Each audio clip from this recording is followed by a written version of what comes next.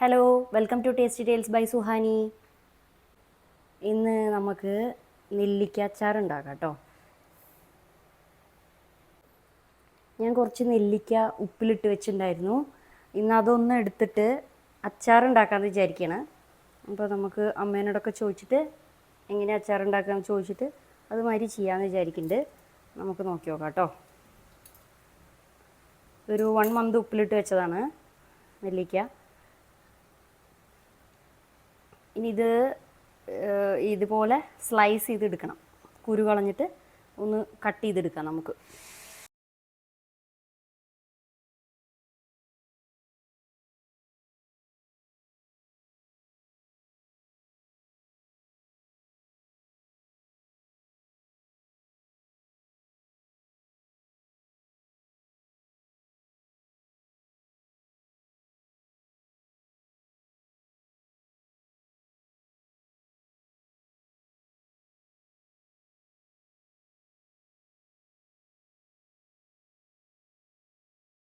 നെല്ലിക്ക ഇതുപോലുള്ള ചെറിയ പീസസ് ആക്കിയിട്ട് വെച്ചിട്ടുണ്ട്. ഇനി നമുക്കിതൊന്ന് ആവിയിൽ ഒന്ന് വേവിച്ചെടുക്കണം. വെന്ത് ഉടഞ്ഞു പോകരുത്. ഒന്ന് ആവി കയറ്റിയിട്ട് എടുക്കണം. ഇത് നമ്മൾ പച്ച നെല്ലിക്ക വാങ്ങിയ പാടെയാണെങ്കിൽ നമ്മൾ ഉപ്പും വെള്ളം ഒഴിച്ചിട്ട് ഒന്ന് വേവിച്ചെടുക്കാം കേട്ടോ. ഓൾറെഡി ഞാൻ ഒരു 1 മന്തായിട്ട് ഉപ്പിലിട്ടിട്ട് വെച്ചിട്ടുള്ളതാണ്. കാരണം സോഫ്റ്റായിട്ട് തന്നെ ഇരിക്കുന്നത്. ഇത് നമ്മൾ ഉപ്പിലിട്ട് വെച്ചിട്ടുള്ളതായതുകൊണ്ട് ഒന്ന് ആവി കയറ്റിയിട്ട് എടുത്താൽ മതി. അതിനായിട്ടൊരു ചട്ടിയിൽ വെള്ളം വെച്ചിട്ടുണ്ട്.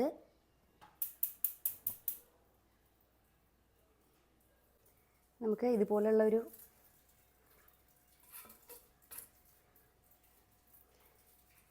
ഇതിലേക്ക് പരത്തി വെച്ച് ഇതിലേക്ക് നെല്ലിക്ക ഇട്ടിട്ട് ഒന്ന് അടച്ച് വെച്ചിട്ട് ജസ്റ്റ് ഒന്ന് ആവി കയറ്റിയെടുക്കാം കേട്ടോ.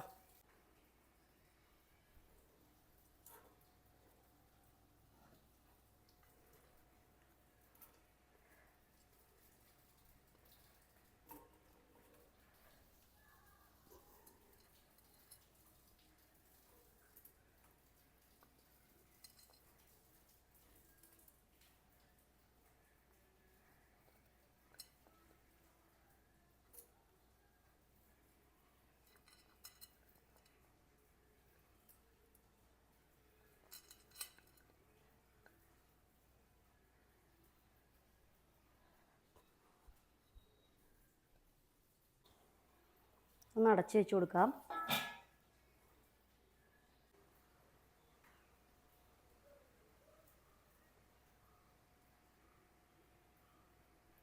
നമുക്കൊന്ന് തുറന്ന് നോക്കാം. ഓക്കേ, പാകത്തിന് വേവായിട്ടുണ്ട്. ഇനി നമുക്ക് ഒരു പ്ലേറ്റിലേക്ക് മാറ്റാം കേട്ടോ.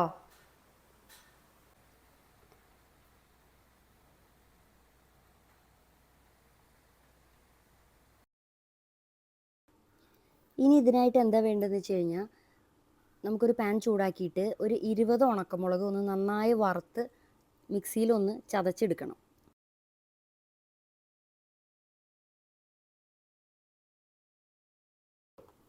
മുളക് ഇടയിലൊക്കെ ഒരു കറുത്ത ഷെയ്ഡായിട്ട് വരുന്നുണ്ട്. ഇത് നമുക്ക് പാകമായത് എങ്ങനെയാണ് അറിയുന്നത് വെച്ച് കഴിഞ്ഞാൽ നമുക്ക് ചുമ വരും. അപ്പോൾ അത് മൂത്ത് നന്നായി ഫ്രൈ ആയി. അപ്പോൾ എടുത്തിട്ട് അതൊന്ന് ആറിയതിന് ശേഷം മിക്സിയിലൊന്ന് ക്രഷ് ചെയ്തെടുക്കാം കേട്ടോ.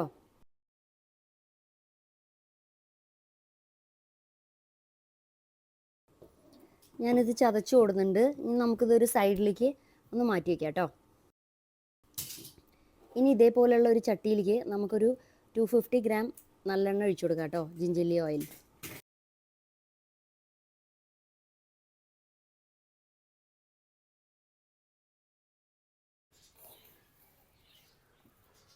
അതിലേക്ക് നമുക്ക് 1 ടീസ്പൂൺ ഉലുവ ഇട്ട് കൊടുക്കാം കേട്ടോ. നല്ലെണ്ണ ഒരു നല്ല പ്രിസർവേറ്റീവ് ആയതുകൊണ്ട് കുറച്ചധികമായാലും കുഴപ്പമില്ല അച്ചാറിന്. അപ്പോഴാണ് അത് നാശാവാതെ ഇരിക്കുള്ളൂ കേട്ടോ.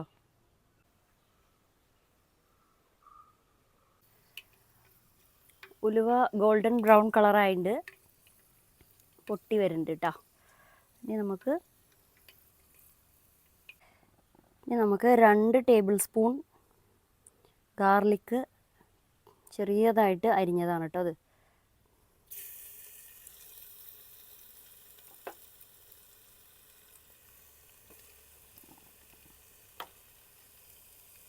അതേപോലെ 2 ടേബിൾ സ്പൂൺ ഇഞ്ചി ചെറിയതായിട്ട് അരിഞ്ഞതാണ്.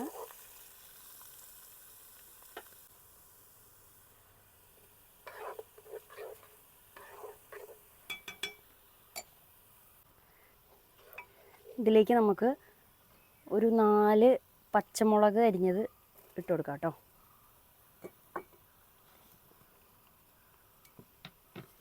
കുറച്ച് കറിവേപ്പില.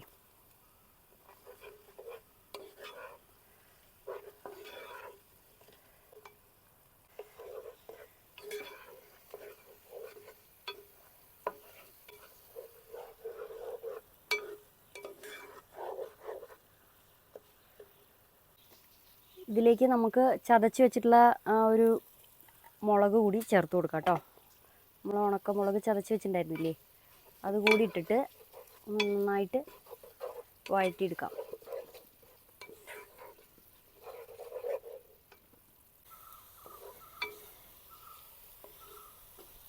ഇനി ഇതിലേക്ക് ഒരു 3 ടേബിൾ സ്പൂൺ മുളക് പൊടിയും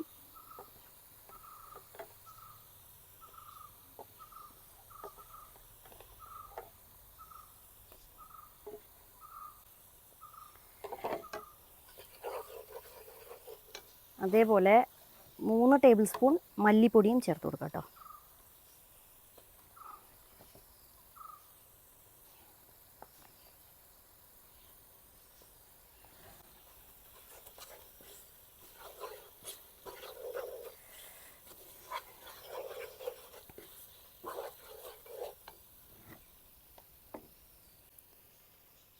ഇനി ഇതിലേക്ക് വറുത്ത് വെച്ചിട്ടുള്ള ഉലുവപ്പൊടിയാണ് ചേർത്ത് കൊടുക്കേണ്ടത്. ഇനിയിപ്പോൾ വറക്കാതെ പൊടിച്ചിട്ടുള്ള ഉലുവപ്പൊടിയാണെങ്കിലും ഇതിലിട്ട് കൊടുത്തു കഴിഞ്ഞാൽ ഈ എണ്ണയിൽ കിടന്നിട്ട് ആയിക്കോളും.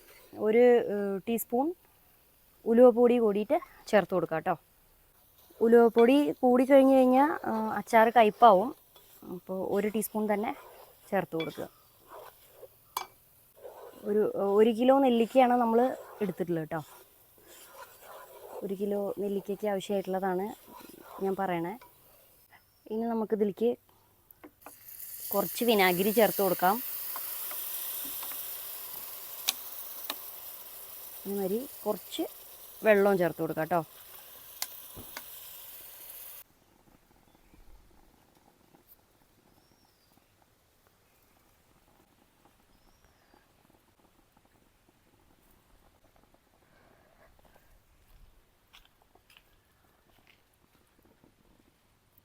ഇതിലേക്ക് നമുക്ക് നെല്ലിക്ക ഇട്ട് കൊടുക്കാം.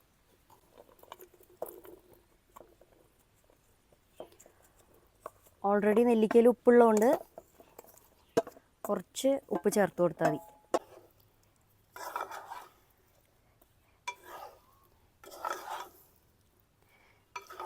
നെല്ലിക്ക പെരട്ടച്ചാർ എന്നാണ് ഇതിൻ്റെ പേര്. ഇതിൻ്റെ ഈ മസാല എല്ലാം ഈ നെല്ലിക്കയിൽ ഇങ്ങനെ പെരണ്ടിരിക്കും, അതുകൊണ്ടാണ് ഈ പേര് കേട്ടോ.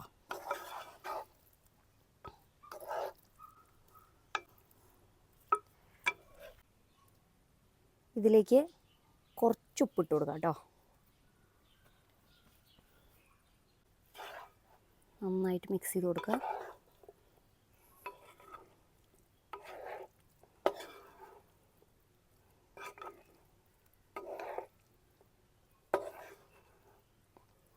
ഇതൊരു ഇൻസ്റ്റൻറ്റ് അച്ചാറാണ്.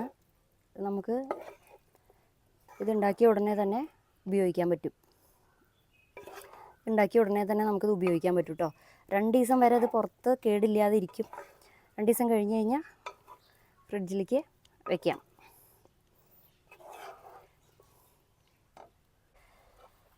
ഇത് ഇവിടേക്ക് മാറ്റി വെച്ചിട്ടുണ്ട്. ഇതിൽ ഫൈനലി ഒരു പരിപാടി കൂടി ഉണ്ട്.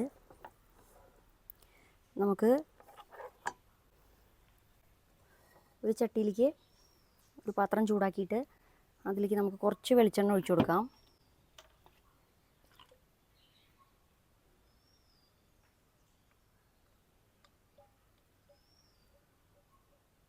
ഒരു 2 ടേബിൾ സ്പൂൺ വെളിച്ചെണ്ണ ഒഴിച്ചിട്ട്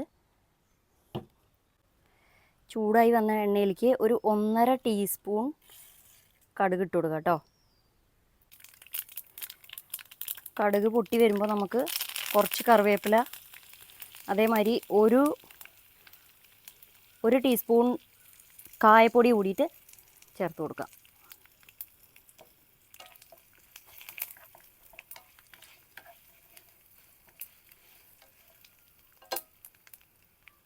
കായൊക്കെ നന്നായിട്ട് മൂത്ത് വന്നിട്ടുണ്ട്. ഇനി അത് നമുക്ക് ഈ അച്ചാറിലേക്ക് ഒഴിച്ചു കൊടുക്കാം.